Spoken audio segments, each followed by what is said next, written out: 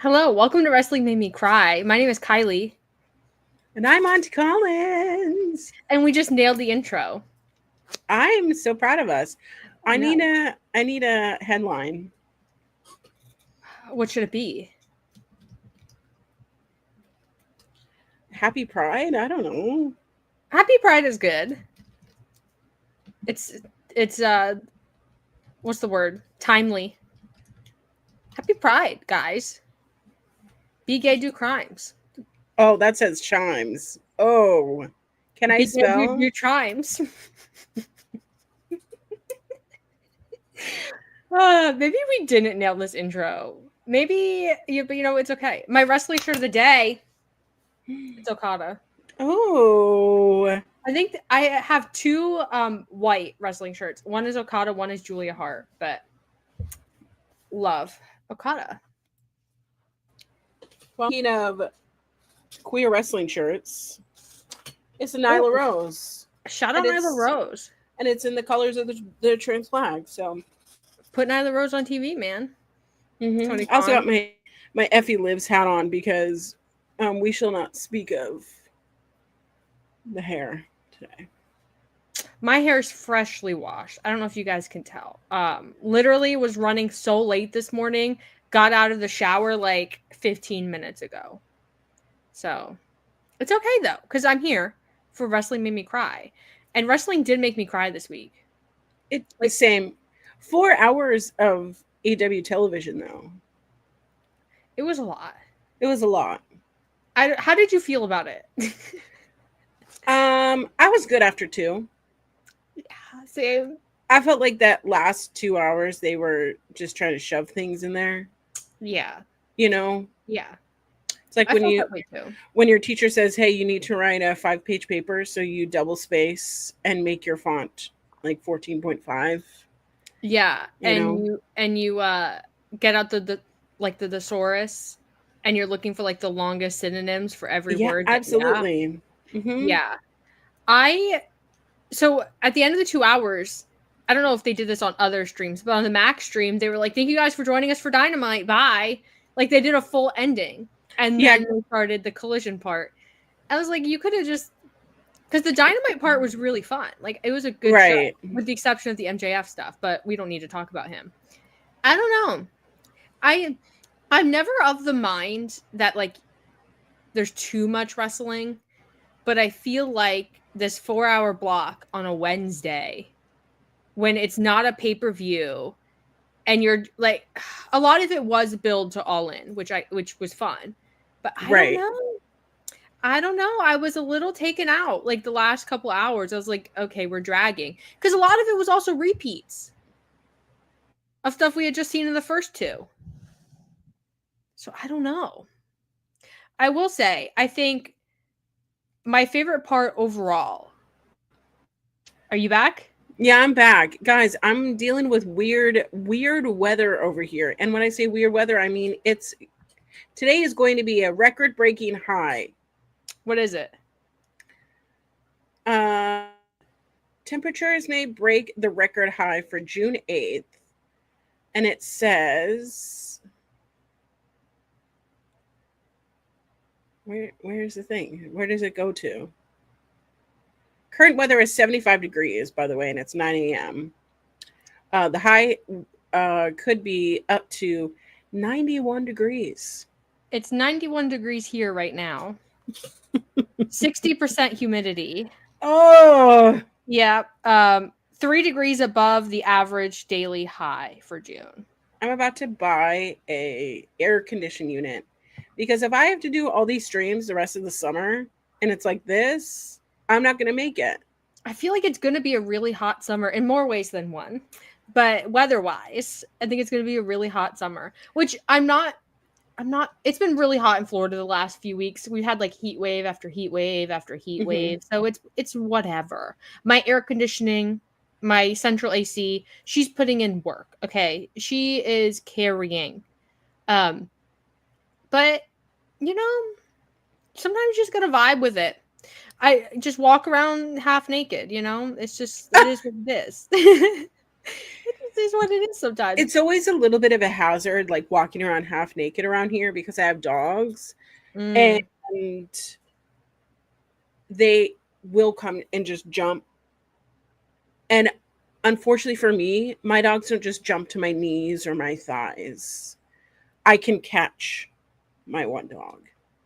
And there is a lot of nipplage here. So no half naked. Can't be half naked here. I did go to the zoo the other day. Lots of nipples there. Yeah, it was so disgustingly hot. It was cloudy though. But they had these stations set up where you could turn on you hit a button and it would spray like mist at you, like water. Those are my favorite. It was so nice, but everybody was walking around the zoo soaking wet because I mean, either soaking wet with your own sweat or yeah, exactly. But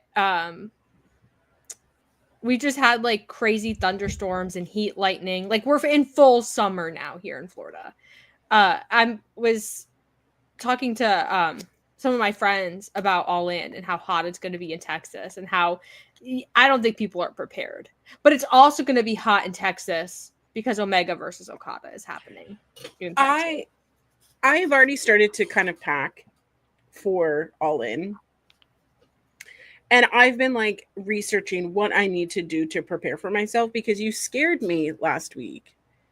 Because if it's not the heat, it's going to be the keeping myself hydrated. Yeah. And I'm worried that I'm not going to be able to, especially since some of these venues do not let you bring in your own goddamn water. For no reason, too. Like, there's no reason why you should. If they could just look in your bottle and see that it's water. Or they could just be like, dump it out. Yeah. We have a super chat from Jackie, who I love with all my heart.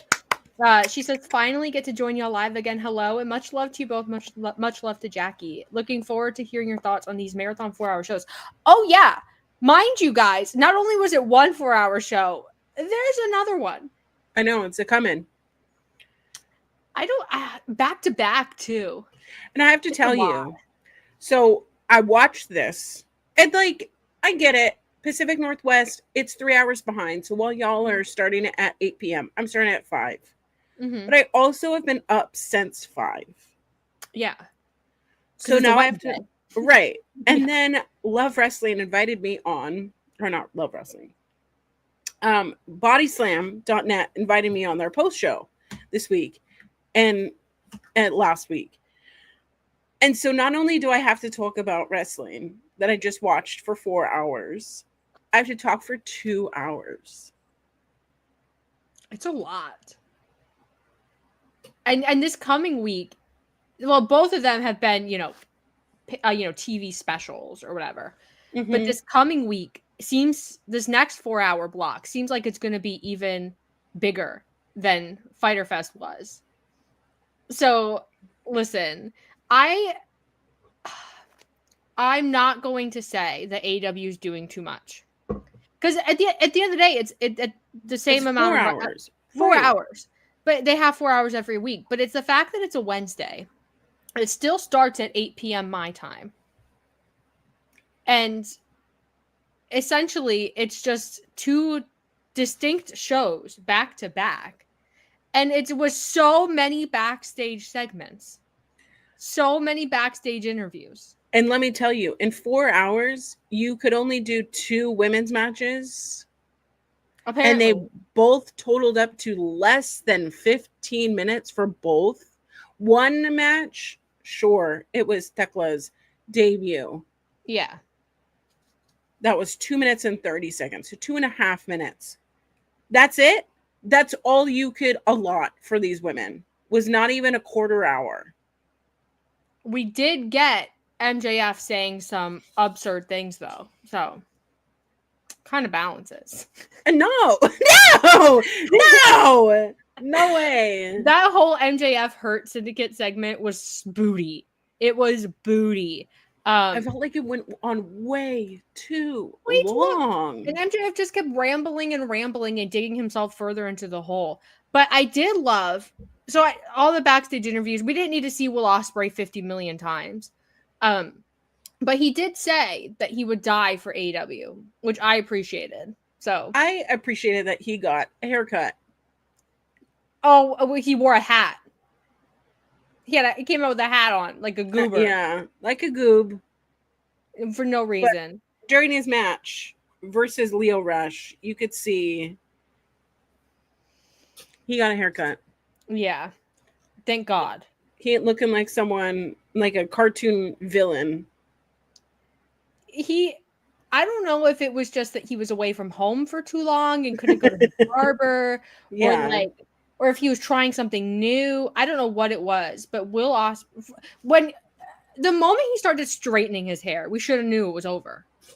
We should have known. We should have known that this man has no idea what he's doing.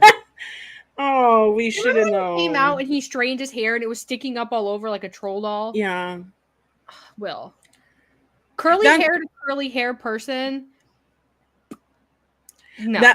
That's why I have a hat on, because I gave myself a blowout yesterday. I had to go get my enhanced ID because I'm taking an airplane and my passport is a little bit expired. So in order for me to get on that plane, I had to go get an enhanced ID. So I gave myself a blowout. But then it was 87 degrees here. And if you have curly hair, it just never gets dry. No. And the back is just all ringlets right now. I relate.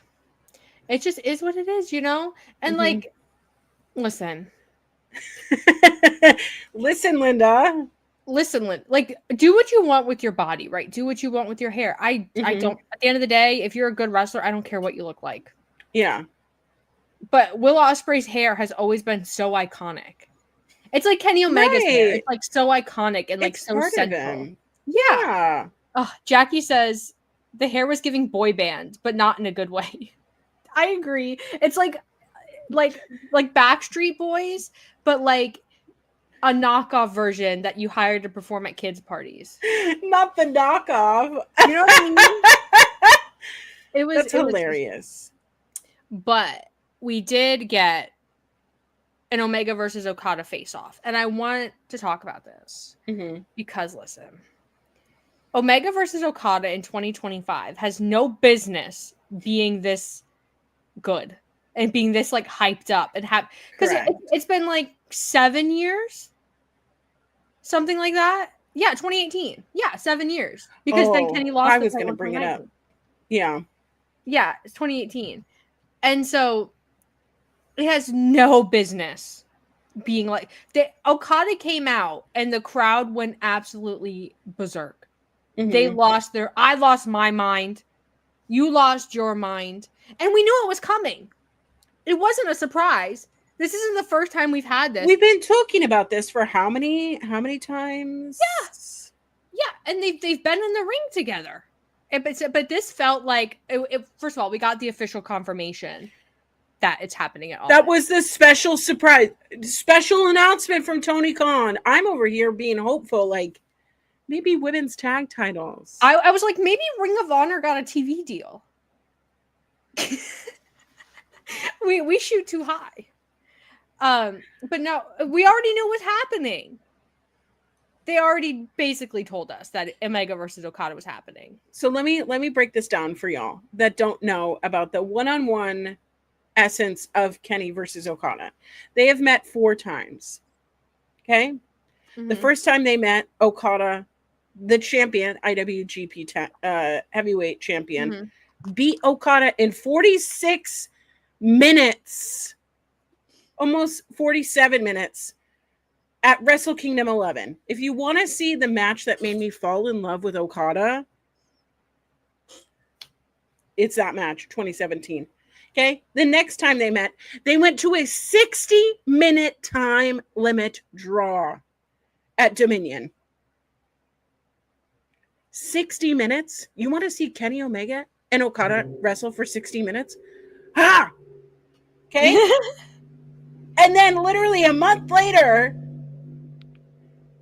Kenny Omega and Okada, somebody has a motorcycle outside. I'm so sorry. Met in the G1 climax of 2017 in the B block for 24 minutes, and Kenny finally beat Okada. And then the following year, Kenny Omega defeated Okada for the title in a 2 out of 3 falls match, 64 minutes. Yeah. So these aren't just like tit for tat, like little roll up guys. These are absolute battles of matches. So if you want to go watch those, I'm going to put them on my social media. I'm probably going to talk about them, go down them, but I can't stream them because New Japan. Like, yeah. I will just say New Japan and show a picture, ready. And right. You're done. Ready. You're cooked. They're so strict about it, but they don't even allow clips. Nothing. Not even like still images. Mm-mm. When I went to the first Forbidden Door, I put obviously some pictures on Twitter. All of them got strikes for no reason. Even a picture of the Dark Order got a strike. I remember laughing in my Airbnb, laughing hysterically about this at like 3 a.m. But Omega versus Okada is, in my opinion, and I think in a lot of people's opinions, the greatest series of matches of all time. Like 4 out of 4 bangers. Like they just, obviously when you're the caliber of talent of Omega and Okada, you can't miss. Exactly. I think Omega versus Okada 4 is the best of the series. Some people would point. I know the second one, the draw. I think a lot of people like that one a lot. Mm-hmm. But regardless, if you could pick one, watch it, and it'll blow your mind. It's just crazy stuff. And the genius of it was how they carried little seeds and little storyline threads through the entire thing over this long duration of time. This is where like the long-term storytelling meme, where it really became like a meme, because it was this era of New Japan, especially this series of matches when WWE was like, you don't need me to tell you. So the fact that we're now fast forwarding is 2025, obviously 2 very different wrestlers now. They're older, they wrestle a little bit differently. They're both in AEW. But still, this was like the talking point of the show. Is Omega versus Okada not only confirmed, but like we got a little bit of a scuffle in the ring. They're heating it up. Omega versus Okada, they're not friends. Okada is very clearly still a little torn up about the fact that he did not beat Kenny Omega in the last match, and I'm so ready. It's Continental, International title. They're both champions. They're both like cream of the crop still in 2025. I don't know what their plan is for this match. I don't know if it's going to be 10 minutes, 50. I don't know. But what I do know is it is going to be the best match on the card. Point blank. This is the reason why I bought the tickets. And it's one of the things I told my husband, hey, I'm going to go do this. And he goes, you can just see it on TV. No. It's the last time it's ever going to happen, most likely. Mm-hmm. And I didn't have the opportunity to see it because how would I have gotten to Japan? Yeah. But now I can see it. It's happening and first of all, in Texas of all places. Okay. Yeah. Yeah. The Texans, they don't appreciate what is going to happen here, but that's okay. But the moment I got like an inkling of what was going to happen, before they even did like the standoff with the Allin poster in the background, someone had mentioned to me like, this is probably going to happen. I knew. Because Kenny Omega comes back in the Gabe Kidd match in New Japan. And, everyone's like, New Japan and Kenny is back. He's in the best shape he's been in a long time because his body fell apart and he almost died. And Okada has been, regardless of what you think of his character, not really like New Japan Okada. He's had good matches, but he hasn't been like the guy, the like crazy can wrestle anybody and get a 5-star match, Okada. Yeah. But I don't know. Something about them being older and wiser, and like all the fact that this has been simmering for 7 years and they've been across an entire ocean from each other. It's gonna be crazy. It's gonna be crazy. Yeah. I'm don't know if I'm going to lose my voice. Yeah, I don't know if I'm going to survive it. You might have to do CPR on me. Same though. Yeah, we'll just do CPR on each other. It'll be okay. It's just like, I obviously you want to get the match because Omega versus Okada under the AEW umbrella. That's like a big feather in their cap. I get it, but these two are just, and it's for both titles. Yeah, that is the fact that you said that back in January, that you were like, they need to unify these titles. That's it. That's what's going to be All In. And I don't know about that. Because we were talking about it because that's where Kenny won. Yeah. The international. International. I always want to call it intercontinental. That's incorrect. International. We don't know which nations. Just some of them. All of them. Together. Then it would be a world title. It can only be some of them. We don't know which ones though. Okay, my brain officially just broke. Someone in the Love Island stream, because I was like, oh, like I should preface. My nickname in college was SeaTac, which, if you know anything about Seattle Tacoma International Airport is our airport here. But they called me SeaTac because everything goes over my head. Oh. And then someone in so that was my nickname in college. Whatever. Someone in the live chat goes, oh, we can tell that you're from the West Coast because you're on a 3-hour delay. And I was like, oh yeah, talking about it. And then I went, oh. It's because I don't get it. Connected. Mm-hmm. And I proved the joke correct because it takes me a little bit of time. But when I do, I'm going to laugh. When I do, I'm going to laugh. Yeah, I'm going to laugh. And that's fine. I love that about myself. I love that my brain doesn't. It takes a little bit of time. And you know what? Yeah. Nothing wrong with that. That's fine.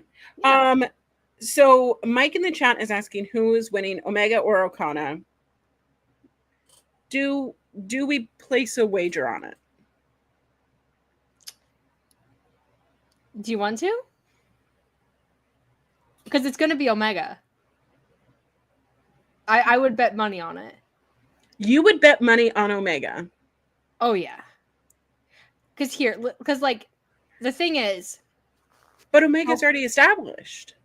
Well, so is Okada. In the United States? I would say, yeah. A win over Kenny would really catapult Okada. Well, I don't think AEW... I should rephrase that. I don't think they need to catapult Okada anywhere. I think Hangman challenging for the world title. Mm-hmm. If Hangman wins the world title, right, and which Omega I think is happening, Okada, then we get a natural story progression for the Elite. Because Okada's already like somewhat distancing himself from the Elite. Like he's not involved in this whole like Death Riders love fest that's happening. I don't know, alliance of some kind, friendship of some kind, whatever. So I think if you have Omega winning both belts and we unify them into whatever the name is going to be, who cares? Mm-hmm. You have Hangman winning. Probably if this Dynamite was anything to go by, probably with Swerve and Ospreay in his corner, then we have our next iteration of the Elite Wars with the Z for, blood and guts or whatever. So I think there's like, if Okada just beats Omega after how long has he been here? months. I don't know if has it been a year yet? I don't Okada? remember. Yeah. Yeah. So some odd. I don't remember, guys. Time. I have time blindness. I mean, same. If we had Okada this whole time, people saying like he's not the same Okada, he's lazy Okada, he's not trying hard enough, he's in a Shinsuke era, all these type of things. And then he comes to the match with Omega and tries and is Killer Okada and still can't do it. I think that's better for Okada in the long run than beating Omega. Because I'm thinking like you give Kenny the international title to prevent people from pushing you to give him the world title, which I personally still think they should have given Kenny the world title, but that's besides the point. Mm-hmm. I don't know. I think if you have mostly babyface wins at All In, I don't think there's anything wrong with that. I don't think there's anything wrong with that. I think Tony is going to win. Tony Storm. Absolutely. What if Mercedes beats Tony? We can't talk about that. I'll cry. I mean, I think I would cry too. But sorry, go ahead. I was about to say, there seems to be a slew of tattoo shops very close to Globe Life Field. I am known for getting a tattoo on a wrestling trip. We got our FTR 7 stars. I said they win the 7th star, I'll get the tattoo. I got a Hangman butterfly. I got a Fight Forever. I got a Jeff Hardy. I got Sting. I'm just saying. I need more wrestling tattoos. Listen, I'm totally down. I'm not going to get an AEW symbol. That's insane. No, all my wrestling tattoos are kind of like, what's the term, like undercover, but not like, yeah. They're obviously wrestling inspired, but they're not like in your face. Okay. Which there's nothing wrong with that. Like if you want to get like a wrestler's face or a logo or something, like I'm not shaming you for that, of course. Yeah, don't shame me for having a whole effie thigh piece. No, I think they're sick. I genuinely think they're sick. But I like the ambiguity of it because I'm the kind of person I like when people ask me. Like my Sting one, I get questions all the time about not like the what does that mean, but like why would you get a giant scorpion? And I'm like, first of all, I'm not. There several of us have this scorpion and it has a special meaning. Also, not that tattoos need meaning. Some of my tattoos have no meaning at all. They're just stupid. It's okay. I have a ghost for like no reason. My love lamp for no reason. What else has no reason? No. Do you have any color tattoos? No, because I'm allergic to the red ink. Okay, so I also think I'm allergic to the red ink. It's really common. Because it is literally falling out. It's tattoos. It's really, really common. And it impacts a lot because they use red to mix colors, like to make different colors. So if you're allergic to red, not that you can't get a color tattoo that doesn't have red, but like your color palette is going to be really limited. So I just have all black and gray. How did you find out that you were allergic to it? Because I've always had like sensitive skin and I've always been allergic to like weird stuff. So before I got a color tattoo, we didn't like tattoo me with it, but we tried it on my skin for a reaction and there was a reaction. So probably just best that I don't. Yeah. The red in here is starting to fade and that's weird because these are literal months old. Yeah, normally white goes first. It goes like the lightest colors first, and then you get to the darker ones. Because like I had white in both of these, and the white is already. This one is older though, so that makes sense. But this one I got the day before I got the Sting. Actually, I got this one, and the heart was white, and it's already gone. All right, but all right, we'll chat. We'll make a wager. Yeah, we'll figure it out. Listen, I'm so down. Team Okada. To your Team Okada. Okay, I'm Team Omega. And listen, I won't do any. Listen, we also have to say Nobody is going to do any digging to try to get a scoop to see if we could figure out none of that. It has to be honest by the book. Okay. Okay. And if you want to donate to the shenanigans, put some money in the pot, feel free to send in a super chat from between now and All In, because we love crowd participation too. That's how I got the 7 stars, fully funded by Tag Talk viewers. It was crazy. RIP Tag Talk, but yeah, I'm Team Omega. I will always be, even though I'm wearing my Okada shirt, quite literally, like wearing Okada on my chest. I'm Team Omega. I have a Kenny Omega friendship bracelet. If that's it, I'll put it on. I'll put it on to show my loyalty. There's a shop. There's a tattoo shop close to the stadium, about a couple miles, called Space Monkey Tattoo. Space Monkey. Oh my god, that reminds me. There's this guy in my neighborhood who he only wears different iterations of Space Force t-shirts, like the military brand. Okay. I don't know if he's in the Space Force or if he's just a fan. But yeah, Space Monkey. Mike is Team Omega. Me and Mike agreeing on something is crazy. That is crazy. That never happens. Normally I give an opinion and Mike is like, wait a minute. No. But I'm Team the All In card, like obviously we don't have an official card yet. I mean, we have a couple matches, but yeah, we have a couple. We don't have a full thing yet. But judging by the matches we have so far, the show is going to be an all-timer because we have Tony and Mercedes, which is going to be like balls to the wall, like no holds barred, just insane. Omega Okada, you don't need me to sell you on that. You know. And we have Hangman John Moxley. Here's the question. Early predictions. Okay. Does Hangman beat John Moxley? Yes. Same. If they didn't do Swerve, then they have to do it here. And I still think that Hangman has to make it right with Swerve. I think they're going to.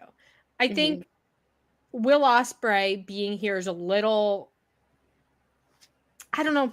It just tells me that we're going to do something.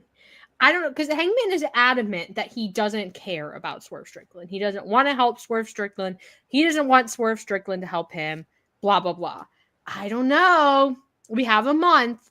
I think something is going to go. Because, like, if you think about Moxley is going to use the Death Riders to win.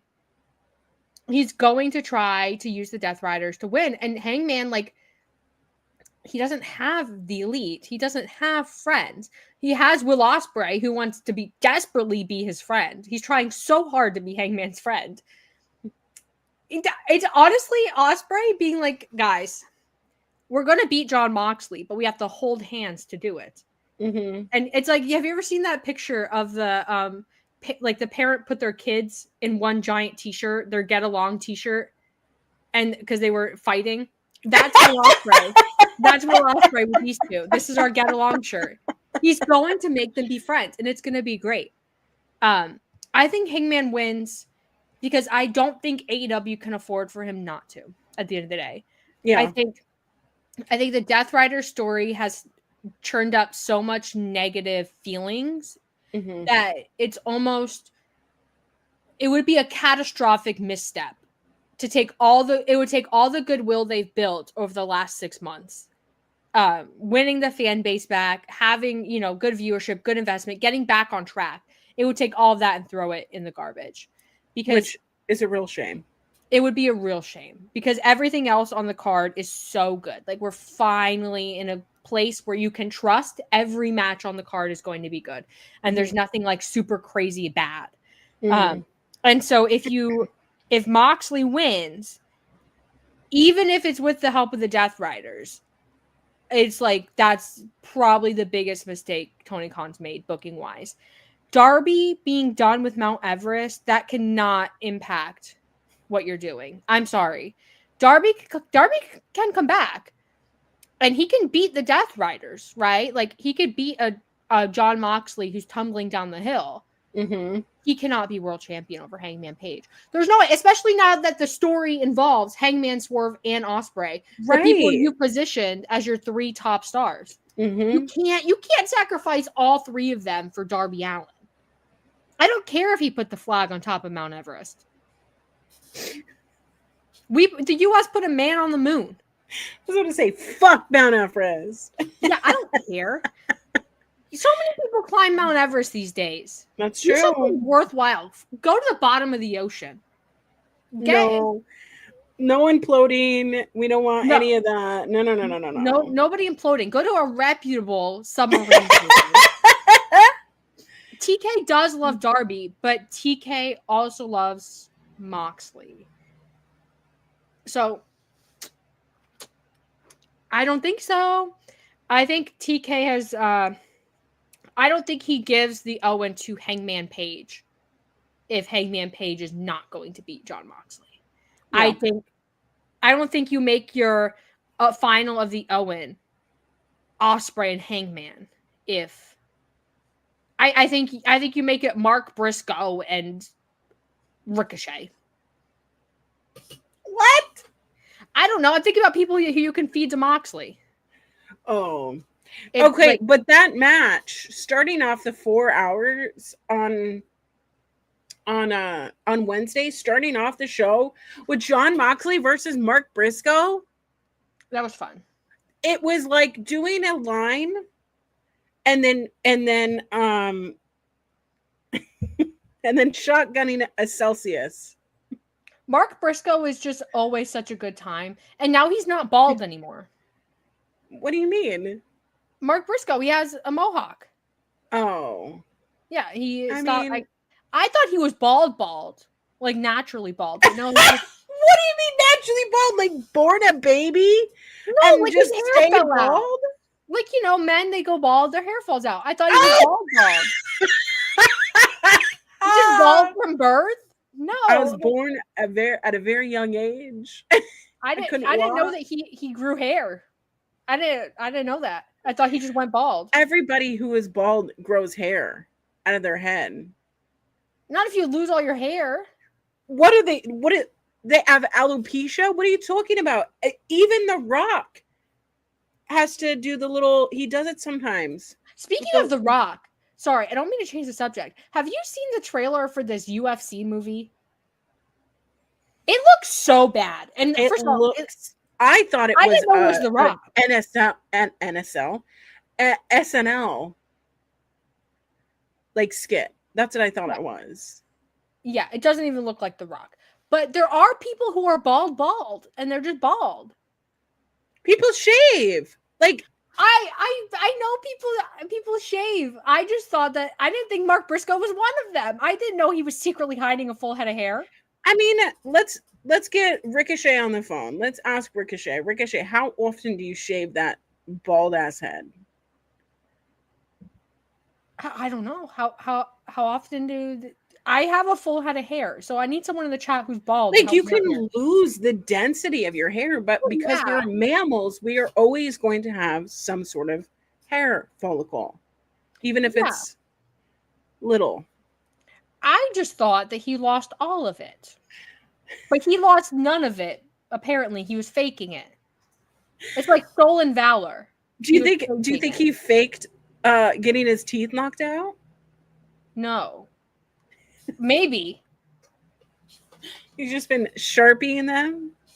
Or maybe he maybe he lost all of his teeth and he has dentures in, but there's only like some, and so there's still gaps. You know what I mean? That's unhinged. That's a truly unhinged. Briscoe. It's Mark Briscoe. He's unhinged. Oh yeah, I know he cut out his hair to look different from Jay because Jay had the long dreadlocks, but I like the mohawk. I'm not trying to shade Mark Briscoe. It's like people who couldn't figure out which Bella twin was which. Oh my god, when it was revealed that they were twins, I lost my mind. Same. I was a kid. I had no idea. Like, I didn't even have an inkling. I was like, man, she crawls really fast under that ring. Honestly, I it's one of those things that, like, sure, FCW and like when the Bellas first got called up, I was like, okay, they look very similar. However, they have very different faces, very different hair, and very different, like, framed in bodies. Yeah. Whereas, now I see it. But like people who also don't know that, like Nick and Matt Jackson, like which one is which? Which is crazy to me because they are completely different. They don't even look anything alike. They have different complexions. They have different hair colors and eye colors and faces. Yeah. They look related. Oh yeah, they look like brothers. Like you could see a family resemblance, but what got us on this? Oh, Mark Briscoe versus Jon Moxley. Yeah, that's what got us on this. Him and his mohawk. No, it was good. I think this was the most I've liked Jon Moxley in the Death Riders era. So you only like him when he's being I liked him when he's violent. Yeah, I liked him when he suffocated Danielson, and it was downhill from there. But now I like him again because it's Mark Briscoe. I think it's just Mark Briscoe. I think I really like Mark Briscoe. Yeah. I don't know how you through to All In. I'm presuming Hangman wins. I don't know what you do with Jon Moxley after that because so much of the Death Riders character it hinges on him being world champion. I think you have to collapse the Death Riders. Which in that situation, I don't know what you do with them. Because it's Blackpool Combat Club that just became the Death Riders. Like they've been together for years as a group. They only stopped being Blackpool Combat Club when their mentor left. Yeah. Well, and then they killed Danielson. So like I don't know what you do. Because Marina Shafir, like she needs the Death Riders. Because they've done nothing to establish her outside of the fact that she's scary and Jon Moxley knows that she's scary and she's like the hired hand to protect Jon Moxley and the belt. If there's no belt, you have nothing left for her. They've done nothing to give us a hint of what she's like. Yuta would be fine. Wheeler Yuta would be fine because everybody hates him and he's emo now. Yeah, he needs a haircut. It's so long. And he looks so out of place with the Death Riders now because he's just like the emo little brother. Claudio would be fine because he's Claudio and you put him out there. He's a physical spectacle. Like everybody, like he's good. Like watching him wrestle, he's fine. But they've also done nothing to tell us who Claudio is outside of Jon Moxley. So like, do you bring Danielson back and you have a reckoning between Moxley and Danielson? I don't know if Danielson wants that. I don't know. Do you bring Pac back and there's a reckoning between Pac and Moxley? I miss him. I don't know. Jay White maybe? Is Jay White ready? Is he going to be ready for All In? Genuinely, I have no idea. Like they've really got themselves in a pickle here because they built the Death Riders with the intention that Darby was going to pummel all of them. And now that it's like not where we're going. And Mike is right. I also believe the world title's not in the briefcase. It's at a Longhorn Steakhouse. But yeah, the Death Riders is just like narratively not good.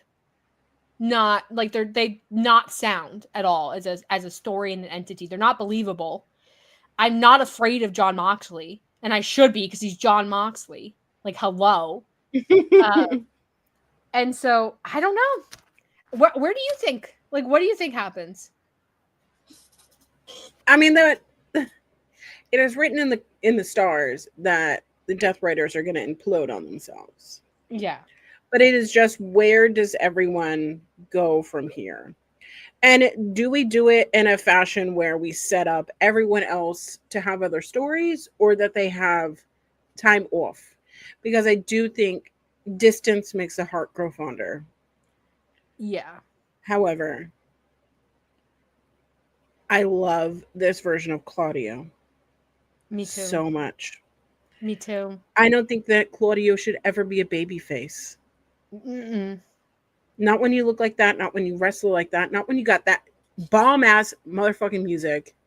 Oh, it's so good. It's so good. Yeah. I just want Claudio to fight everybody.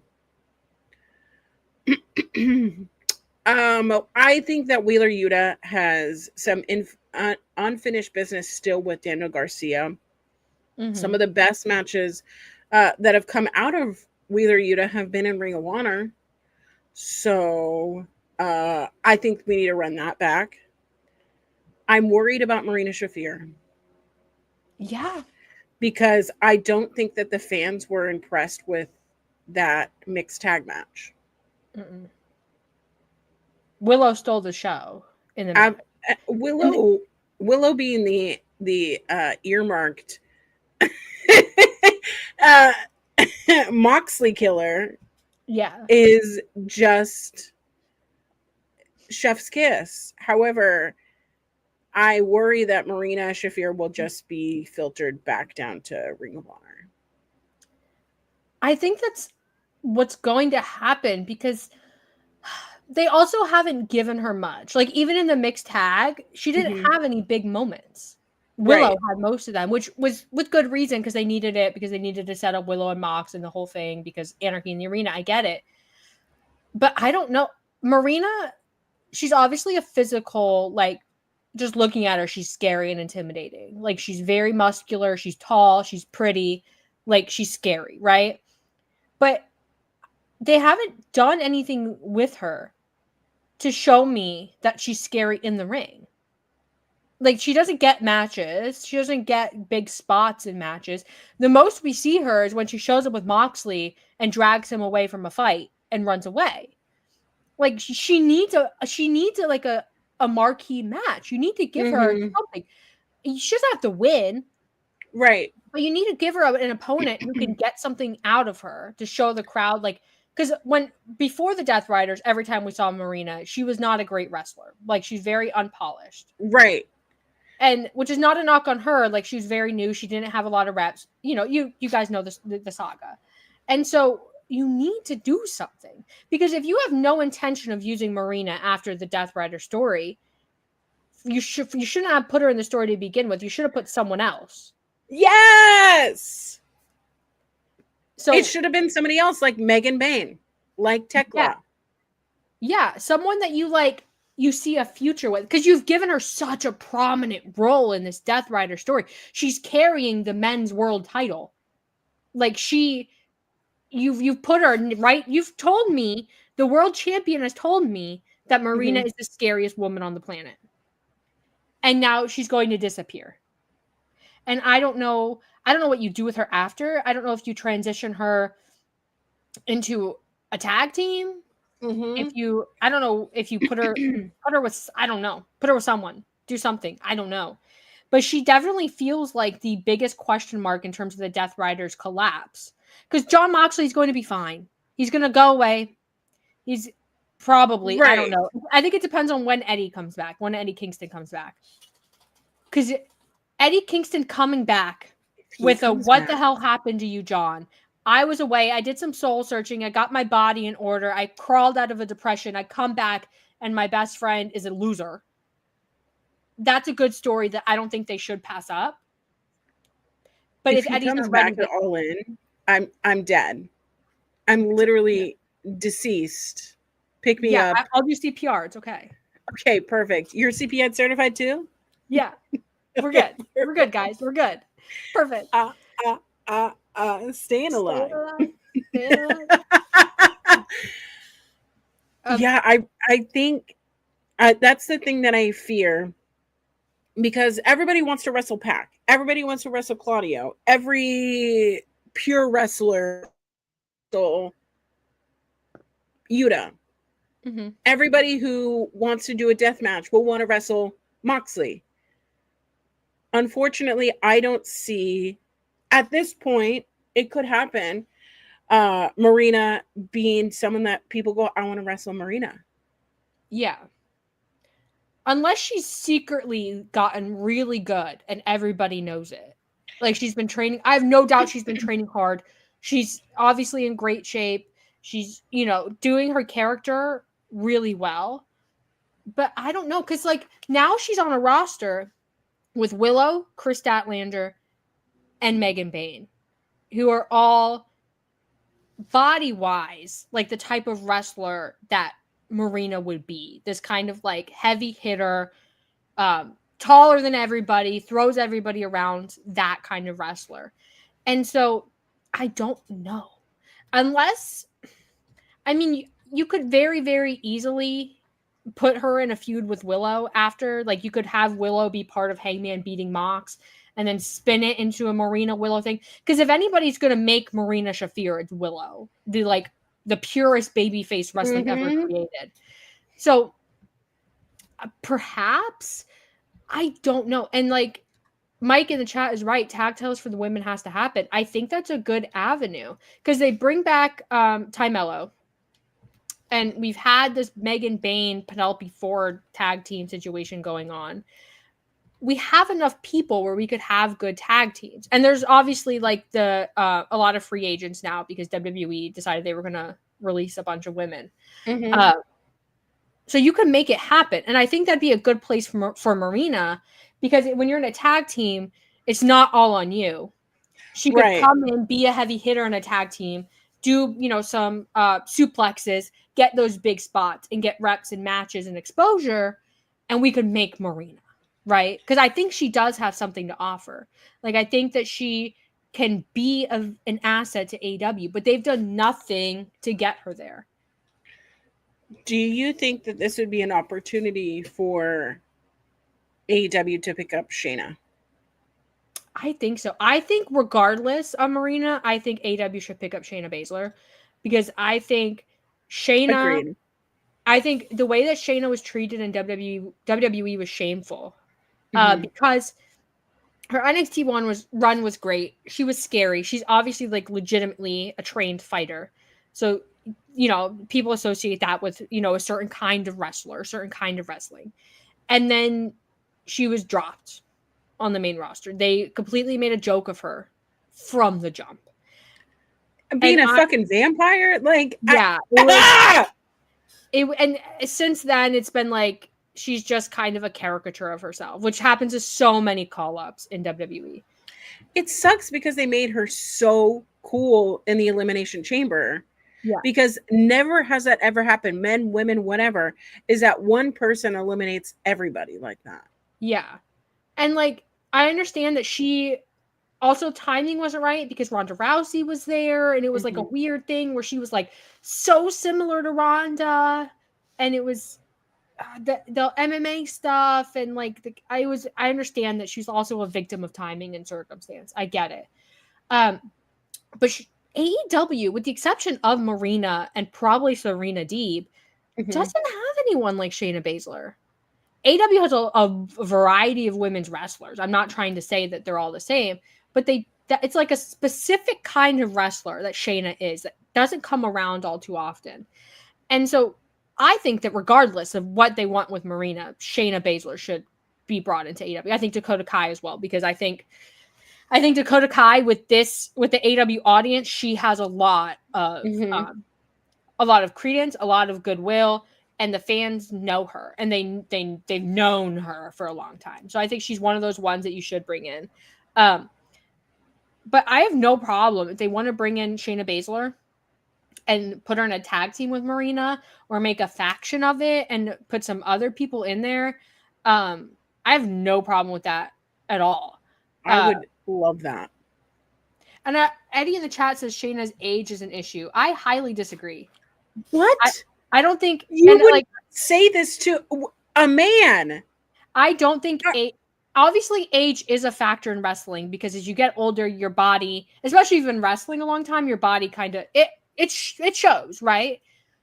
But when we're talking about Omega versus Okada in 2025, I think it's very clear that age is not the factor that it used to be because we live in an age with very good physical rehab. People take care of their bodies. We know a lot more about nutrition. We know a lot more about injury recovery. And her style of wrestling isn't. Yeah. It's just like, it's a factor. Like, I'm not saying age isn't a factor because it is. Because your body will age regardless of how many stem cell treatments you get. But it's not a factor in the way that it used to be. And I think Shayna in particular, because of her main roster run, she hasn't wrestled all that much. So I don't think it's a factor in the way that it's a factor for, like, I don't know, Rhino or something. I don't who's an older wrestler who doesn't wrestle all that often. I mean, Shinsuke Nakamura. That's like that everybody goes to poor Shinsuke. Poor Shinsuke. He deserves better. I hate that when people are like they want to live in their Shinsuke era gag. Shinsuke earned it. I stand. Yeah. Well, WWE released Shayna and Dakota and probably other people because of their age, but also like because they're a part of the queer community. Yeah, and also it's WWE, and they want Mariah May's and not Shayna Baszler's. I'll leave it at that. That's not shaming Mariah May in any way, shape, or form. She's amazing. But also, Ricky Saints, Google his age. Anyway, a women's tag. I think AEW should do it. Why not? I mean, do I think that they're going to do anything with the titles once they have them? Maybe, maybe not. I don't care. I think the women need, because they have the women's world title. They have the TBS. Why Absolutely. Not? Why not? It'd be fun. And it'd be like a good, an olive branch to a wrestling fan base that's been shaming the company for its poor women's division for 5 years. It'd be a good, like, it'd be a good, show of goodwill. Because Tony Khan did say, whenever it was, one of those, like, pre-show calls that he does, the press calls. I don't remember which one it was, whatever. He did say that it was something they were looking into. So maybe, perhaps, I don't know. But I think it would be fun.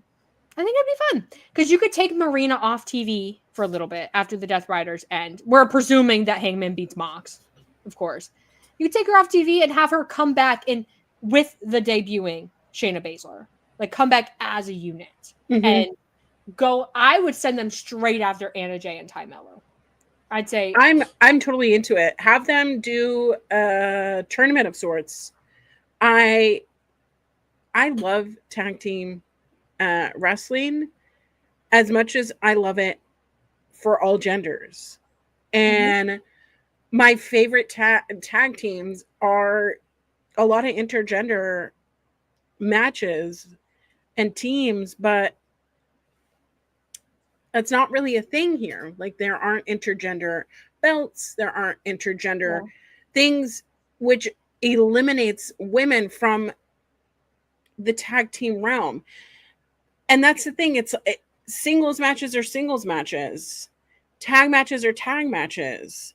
Triple threats, all the things. It's a different rule in your wrestling match.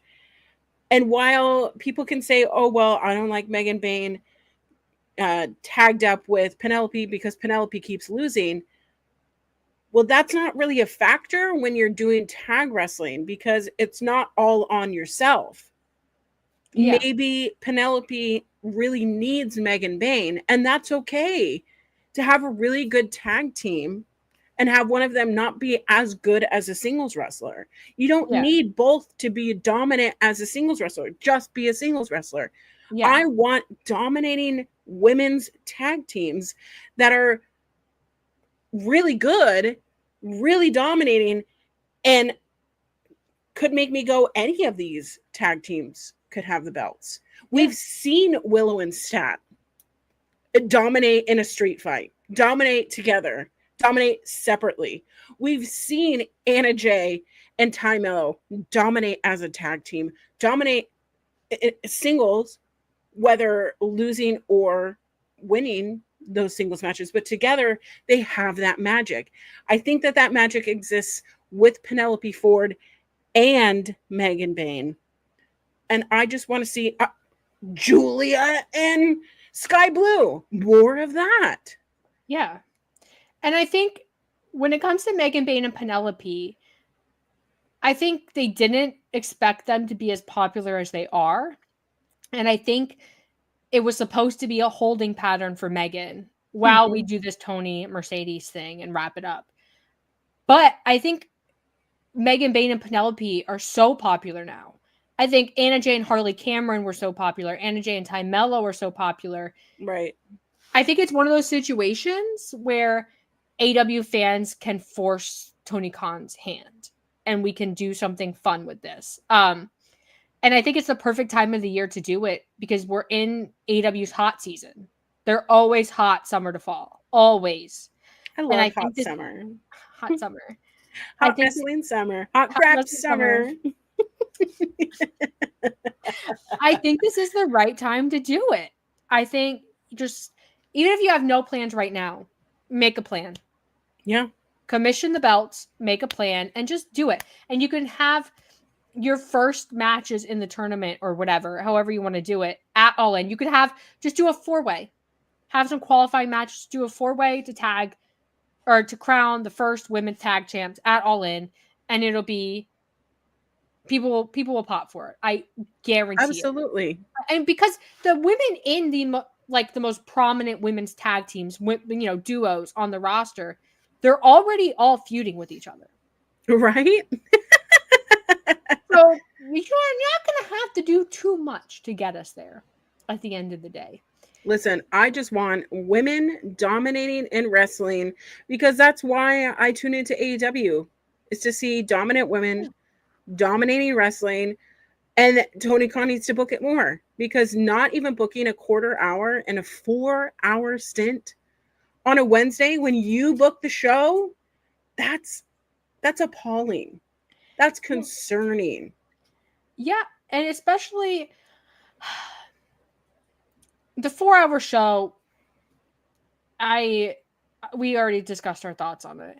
But also you had so many backstage segments with Will Ospreay.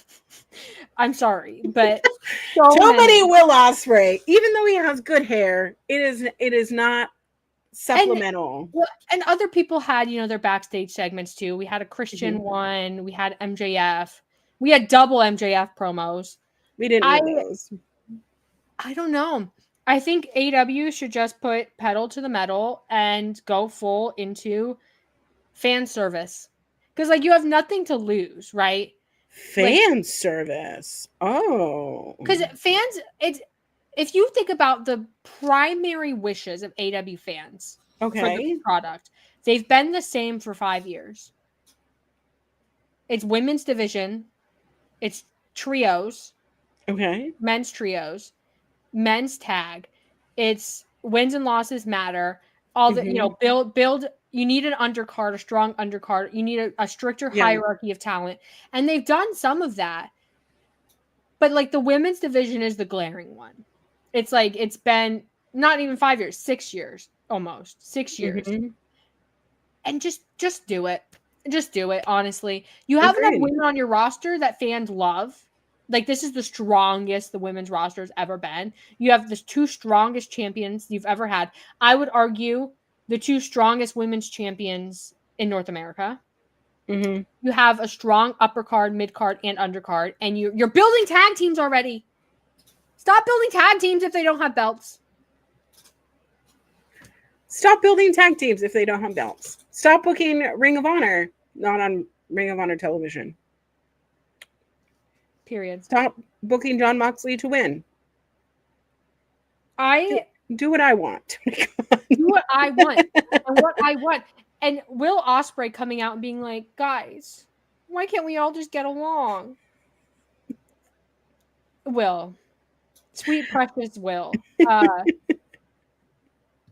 It felt very kid in between their divorced parents. That's what it is. He's like, I know there was arson and blood drinking and a baby under threat. But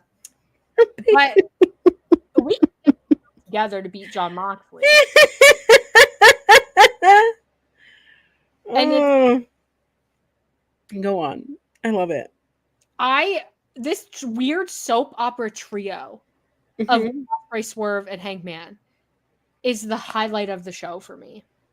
I love everything about them, and I if it ends up that Moxley beats Hangman and we have 3 sad boys and we've wasted all this momentum, I'm going to be so mad.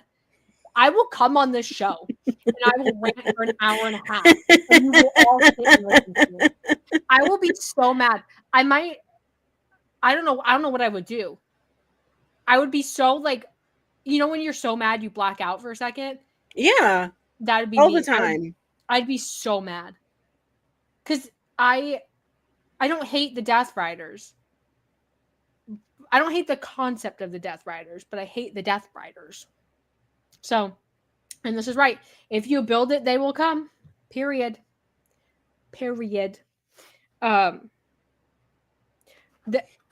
I feel like I just blacked out for 15 minutes. Honestly, this is why this show is made, right? It's wrestling made me cry. It's what makes you passionate. It's what makes you have emotion. And honestly, I'm so excited to do the show with you all the time because I love hearing your point of view, because while we don't always share the same predictions, we kind of always come to the central of, hey, you're booking the show, book it better. Yeah. I don't watch the other product as much because I don't like how they book the show. I don't like how they do all the things. I like the talent and I want to support the talent, but that type of wrestling is not for me. Mm-hmm. This type of wrestling is for me. Exactly. Same. For the sickos, right? Yeah. So let's be sick. Let's do some sick things. Yeah. Like, don't be scared. Like, let's forget that Darby Allin exists. Have him come back like in 6 months or something. I don't know. I don't really care. I don't think AEW lost anything with him being gone. I'm going to be real. You're not wrong. I think they gained a lot, actually. Oh my God. Did she just say that? I did. I think Darby Allin has been so stagnant as a wrestling character that it's almost laughable at this point. It's the same with MJF, of course, but oh no, Darby Allin fell down the stairs. Coffin dropped through a table. Okay. He lost a tag team partner in Sting. Sting retired. They did nothing with Darby. Darby didn't struggle at all. He's just still Darby. Brother, what? Brother. Is he not capable of evolving as a character? Is that what's happening here? I don't know. I think the best thing that ever came out of a Darby Allin singles feud was Brody. Mm-hmm. And those two, their chemistry as wrestlers is great. Brody also, where's his push? He wore pants on Wednesday. I want to see that man in chonies only. He's so good, though. He's such a good wrestler. Only put him in chonies, please, por favor. For me. Tony Connie, for listening. If for anybody else, just for Auntie Collins, it's just for me. Our AW wish list, number 1. Men only wrestle in chonies. No, but I love what they're doing with Brody. I would love to see him do stuff in Japan more as well with an AEW belt. Similar to how Nick Wayne is holding the Ring of Honor television championship. Why can't Brody hold a title belt and then do a little G1? Facts. Brody is so scary, like physically imposing. Mm-hmm. Like he's one of those wrestlers, one of those men that just like, he obviously physically takes up space in a room, but he's so intimidating that like mentally he takes up space in a room. Yeah. And like, there's a lot of big guys in wrestling. There's a lot of them, but I don't know. He's just that special kind of one where like you can't take your eyes off of him. So I think they're doing a good job in the post Malachi era of keeping Brody and Julia relevant. Buddy's obviously hurt. But I guess he's going to be right back with us and we're going to be in the space. I love Brody. And I like find myself wondering if like I liked the Darby matches so much because of their chemistry together. If it's because it was Brody at his best. I don't know. I guess we'll find out. But if you bring Darby back and you have him challenge for the world title and he beats Moxley, you just told me as a fan that 6 months was a waste. I'm gonna be straight up. And it's not a knock on Darby. Like, I don't think that Darby should never be world champion. I don't care ultimately if Darby's world champion or not. Like, but I care about this story because I care about AEW, and I like when we were in the trenches, I cared about AEW, and now it's like AEW is climbing their way out, and I'm scared that this is going to be the thing that like knocks them back in. But I don't know. Ultimately, I don't know what the plan with Darby is. He climbed the mountain. He did the thing. You could have him come back and wrestle anybody. He doesn't need... I mean, obviously, he needs to beat the Death Riders at some point because you said that story. Right. But does it have to be for the title? I don't think so. No. I don't think so. Other people... Here's also the thing. I want people to be rewarded for the good work that they are doing. I feel like we need to reward the people who have been working week in, week out for this title. I agree. That's your Hangman, that's your Swerve, that's your Ospreay. Have at it with what you will. Yeah. Especially because Moxley and the Death Riders are giving us nothing, that it's always their opponents that are carrying the world title picture. And so I personally don't think Darby is more compelling than Hangman. I don't think he's ever been more compelling than Hangman. And I don't think he ever will be. That's not to say Darby can never be champion. That's not to say I think Darby sucks or whatever. But AEW has this great roster, the best roster they've had. And Darby has fallen down the rankings naturally. And that's okay. Yeah. Because you have Swerve, who is like untouchable, ironclad, just like the guy. You have Hangman, who has shown more character development than Darby ever has. Ospreay also ironclad, untouchable. You have Omega, who, doing the international title thing, but still a bigger star than Darby. And it's just... I don't think there's anything wrong with a pivot away from Darby. I think if you're Tony Khan and there's one time you're going to pivot, this should be it. Bruv. Period. Signed. You just bruved. I just bruved the billionaire. And listen, I don't care if Tony Khan's feelings are hurt. I've seen so much of people trying to be like, so-and-so should leave AEW because they are so disloyal to Tony Khan and it's so mean. I don't care if Tony Khan's feelings are hurt. He's a grown man. Iconic, right there. I see so many tweets that are just like treating Tony Khan like he's a 5-year-old wrestling prodigy who's like in kindergarten, like booking all this stuff, and he needs to be sheltered and insulated from the world. He's a billionaire. People are mean to him on the daily, right? I don't care if his feelings are hurt when we're mad about Darby Allin. I don't care if his feelings are hurt when we say we hate the Death Riders. I don't care if his feelings are hurt when we critique AEW. Same. He can handle it. I critique every show I watch. Do you know how much I'm critiquing Love Island? Yeah, it's a natural part of like engaging in art and entertainment. Exactly. Yeah, I just need... There's like some AEW fans who I won't name, but sometimes I go on Blue Sky and I'm like, y'all, what? I don't need you to be... I don't interact with those accounts that are super positive and you can't say anything to Tony Khan, blah, blah, blah. I don't care about being on a PR list. I don't care about being part of... If I'm never in a media scrum, it's fine. Yeah.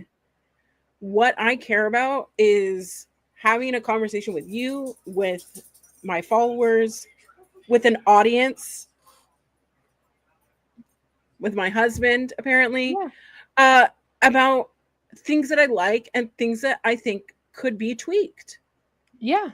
Because there's nothing wrong with that. I have the lens of a non-man person, a queer person. Yeah, I have the scope of a Caucasian white person. Mm-hmm. But I think my scope is pretty unique. It is different than Tony Khan's. Yeah. I think he could book women better. I don't think that is controversial to say. And I think it needs to be talked about more. I don't care if you're on a media call and Tony Khan is talking about how much he loves Athena. Where is Athena for All In? Facts. Why has Athena not been on AEW TV? If you want to have your Ring of Honor talent on AEW TV, why is she not on there? Why is she not booked? Facts. I'm not being a hater because I'm critiquing. Yeah. I also just like this wait and see mentality. Gag. Because, like, listen, obviously, AEW built stories in the long term. Mm-hmm. Obviously. Right? I don't need to, if something is bad and it's bad from the beginning, I don't need to wait and see. Yeah. You don't need to put me through 6, 7, 8, 9, 10 months of bad on the off chance that I'll like the end. Right. Not when you have other viable options. So, like, that's just my 2 cents on it. And also, there's no one tapping on my window. I don't know if you can hear that.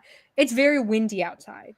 There's the bush in front of my window is tapping on my window. I thought someone was tapping on my window earlier. No, it's just windy. So, but yeah, there's a list of people who should be world champion before Darby. Mm-hmm. Agreed. Just saying, just throwing it out there. I think Takeshita's on the list. I think Kyle Fox is on the list. I think Will Ospreay and Swerve and Hangman are on the list. Adding Hechicero to the Don Callis family just made them the hottest titties in town. That's not where I thought you were going with that, but I appreciate where we went. They're all title contenders. Oh, we lost you for a second. You froze. It's okay. I started talking about titties and my internet got censored. No. Tekla was awesome. Loved it. Yeah, I want more. Like we all thought, a great addition to the roster. Mina, great addition to the roster. You can't go wrong. Losing Mariah May does feel like I'm a little upset about it because I liked Mariah May, but it's not, world ending for the roster, which is where you want to be, right? You want to treat your talent well enough that you can cycle them like this and the division stays stable, which is a good spot for workers. And it's a good spot for workplaces. So we're good. I agree. We're good. It's not like back in the day when it was Britt Baker or nothing. So we're good. Did you have any final thoughts? Final thoughts is I'm happy for people going places where they're happy. I didn't even talk about at all the chatter of people being like, Mariah May betrayed AEW. I don't give a hoot if you think that. Because you know what? You owe no loyalty to your employer. And I say that as someone who isn't in the wrestling business in that capacity. But guess what? I owe no loyalty to a company, especially that's owned by billionaires. Do what you want to do. Get to the places that you want to go. You can use places as stepping stones and go back to those stones. It's called a journey. Walk it with me. I'm excited for Hot Grap Summer. I'm excited for All In. I'm excited to keep planning my trip. I gotta get like a spray tan. I gotta go tanning. I need to like get a fan. Sure, my bags can be packed, and I have all of my shirts ready for my arsenal to go out. But guess what? I am so excited to experience this all with y'all. I'm so ready. I'm so ready for the show. I'm so ready for the trip. I'm just like, it feels really good to me on like a personal level to feel so invested in AEW again, and to like not feel like my investment is gonna, bite me in the ass. Mm-hmm. It feels, I'm like, we're finally back. AEW is finally back, and every match is gonna be a banger, and I don't have to put up with another Jeff Jarrett match. It's good. Mm-hmm. I've spent a lot of time in the sun in the last month or so. Got a nice tan. I have weird tan lines going on, but that's okay. It's part of the summer experience. I have tan lines for my bathing suit, and then I have tan lines for my tank top. So I'm like striped on my back. Because it's like, I mean, I showed you mine from last week where like I made the mistake of when I took the dogs out wearing a t-shirt. So I don't think I got. Is there a tan line? It's iconic though. Y'all tell me. Is there a tan line? I don't think so. I've been wearing a lot of tank tops, so maybe not. I do have tan lines from my socks though, because I obviously been to the pool and I've tanned at the pool, but I've done a lot of like hiking and stuff, and so I have tan lines like from my ankle socks. That's okay though. We'll fix it. That's so iconic. By the way, I really would like you to stay at that hotel because I keep looking at that hotel and the pool. It looks nice. Period. I love a pool. I love the idea of after a hot, sweaty day, going to the pool. Mm-hmm. I love a pool. Mm-hmm. There's also a lot of like ice cream and frozen yogurt places around. Yes, mama. So I don't need to eat a full meal. I could just eat that. Exactly. You're on vacation. Who needs vegetables or anything like that? Yeah. No. There's a continental breakfast at the hotel as well. So yeah, we'll be fine. We'll be fine. We'll be fine. But where were? Oh, we were on Final Thoughts. That's where we were. Mm-hmm. Final thoughts. What are your final thoughts? I'm excited. I'm excited for all the things. I'm excited for all the things too. It's gonna be such a good time. I'm not gonna be able to watch Dynamite this week because I'm going on a work trip, which also means there will be no show next Sunday because I will be on the work trip. But I'll be back the next week for the next show. It'll be okay. And I'll do my best to catch up on this 4-hour. What is the name of it? Spring Break. Love Island. Oh yeah, I got Island. It's on Peacock. Come on. I got 4 hours. That's it. I'm still watching 911. I got to catch up on Love Island. Mm-hmm. Tonight I'm going to see a movie called hold on. Let me pull it up. I have AMC A-List, so I see a lot of movies. I'm seeing Dangerous Animals. It's about a weird fisherman guy who feeds women to sharks.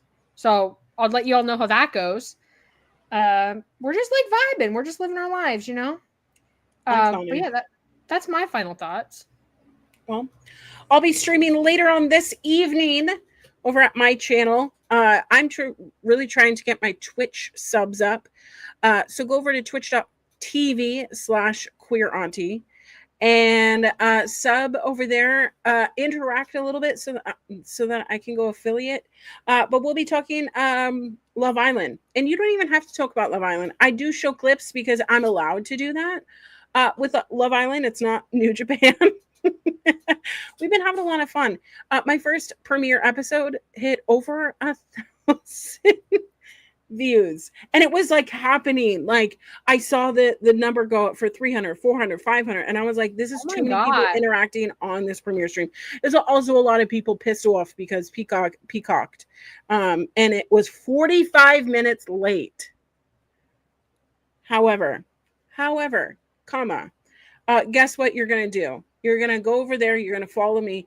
You're going to stay tuned to when I go live this evening, because a new episode goes live 6 p.m. Pacific, 9 p.m. Eastern. I'll be going on Twitch an hour after that. We'll talk about it. We'll watch some clips together. And I need your thoughts, because you know what? I love the psychology of humans. Not only just in wrestling, but how people communicate. It's what I loved about Total Divas, even though it's a little bit scripted. This is not scripted. There is literally a couple where this guy is having to choose between two women. And he literally told one girl, he goes, hey, I just want to let you know, like, I want to kind of close the door on this, because I really do want to explore this relationship with this person. They have what, like, I have to offer. They're closer to me, like all these things. And then the other, like the girl that he's telling this to, goes into her like little thing and goes, I think he wants me. Ma'am? You got that from that conversation? Yeah. So it's fun. It's great. It's real life. And it's literally like only a couple days delay. So this is happening in real time. They don't have their phones, nothing. None of this is produced. I mean, it is produced, obviously, but interesting. For it. Anyways, follow me anywhere there's social media _queer auntie. I stream Thursdays through Tuesdays now because of Love Island. Fridays, I'm over at our local establishment doing the Mother Talking Post show with Hosea on the air, because our ramble is on a little bit of a hiatus, which is kind of best for my mental health. Period.